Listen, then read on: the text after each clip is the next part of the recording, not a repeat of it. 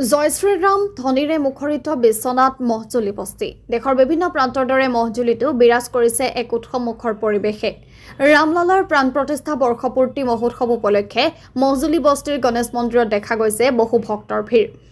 ধূপদীপ লৈ বিভিন্ন প্ৰান্তৰ ভক্তই আহি ৰামলালাৰ শ্ৰীচৰণত কৰিছে পূজা সেৱা নিজৰ লগতে দেশৰ মংগলৰ কামনাৰে সকলোৱে ৰামলালাৰ ওচৰত জনাইছে প্ৰাৰ্থনা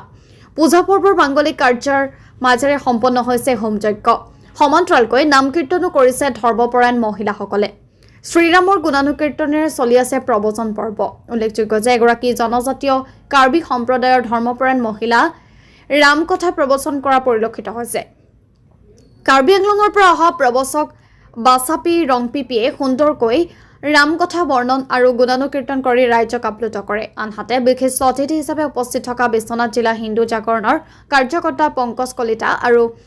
সুৰজিত দাসে ৰামলালাৰ শ্ৰীচৰণত সেৱা জনায় তেওঁলোকে ৰাম মন্দিৰ নিৰ্মাণৰ ঐতিহাসিক কাৰণ দৰ্শাই বক্তব্য ৰাখে আৰু সকলোকে শ্ৰীৰামৰ আদৰ্শক সৰুগত কৰি আগবাঢ়ি যোৱাৰ আহ্বান জনায় সন্ধিয়াৰ ভাগত বন্তি প্ৰজ্বলন নাম কীৰ্তন কৰা বুলি জানিব পৰা গৈছে